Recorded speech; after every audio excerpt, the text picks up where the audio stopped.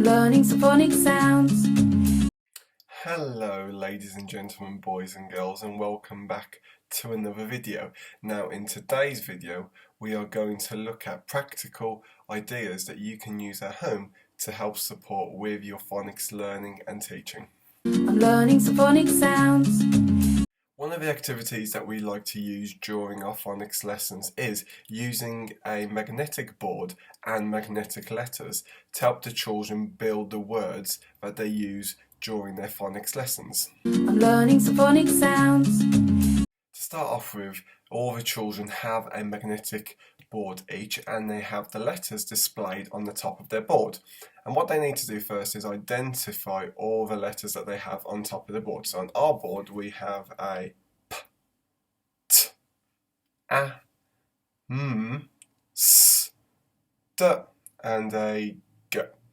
And once the children have identified their letters, they know what letters they have on their board, we will then give the children words that they have to make. So for instance, we might say to the children, tap, or we could blend and segment it and say t, a, p. Then they have to find those letters, drag them down to make the word. So if we are doing tap, the children will get the t, put that one down.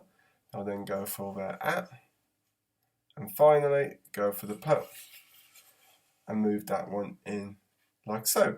Then we'll ask the children to check it to make sure that they've got the word correct. So they will go t, a, p, tap. So exactly the same. They'll be using the skills that they use with blending and segmenting of the words that they have used previously. And then once they've done the word, the letters will then go back on top. And then again, we will give the children another word. So for instance, we might give them the word sad. We have to listen. S-a-d. Or we might blend and segment it for the children. So we might just give them the sounds. S-a-d. And then they have to find the letters to make up that word. So again, the children will go s, a, and then d. And again, the children will check it.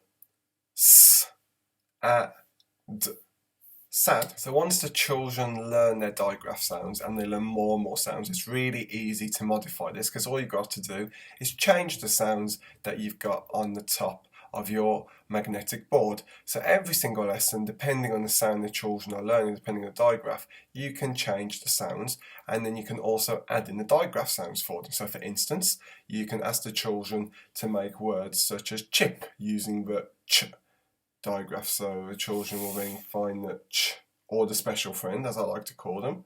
So the children can find that one, and then it will be the it, and then p for chip. Again, they'll check it to make sure that they've got it correct. So they will go ch, it, p, chip. This method is really good for the children because it gets the children physically looking for the sounds that are in the word. So once we give the children the words like ship, they need to think about all the sounds, all the phonemes, all the digraphs that are in that word by looking at all of their letters that are on the top of their whiteboard. So it's really good for them to listen to the sounds and to really think about what sounds are in those particular words. And then you've also got the physical element where the children are physically moving the letters to build that letter. Once they've done this and they've built their letters and their words like so, they can then copy them, they can write them onto whiteboards, onto pieces of paper.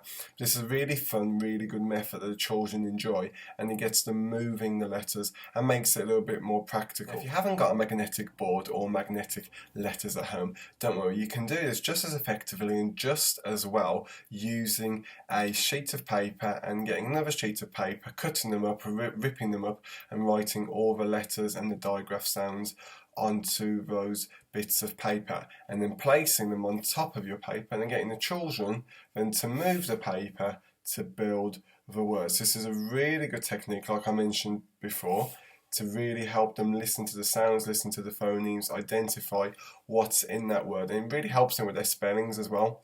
and it gets that practical element of actually finding and moving them. So it's a really fun, really easy method to do with your children at home. Thank you for tuning into today's video. I hope you found it beneficial, and I hope you will have a go at doing this activity at home with the children. And as always, don't forget, stay safe, stay at home, don't forget to like, comment and subscribe, and I'll see you in the next video. I'm learning some phonics sounds.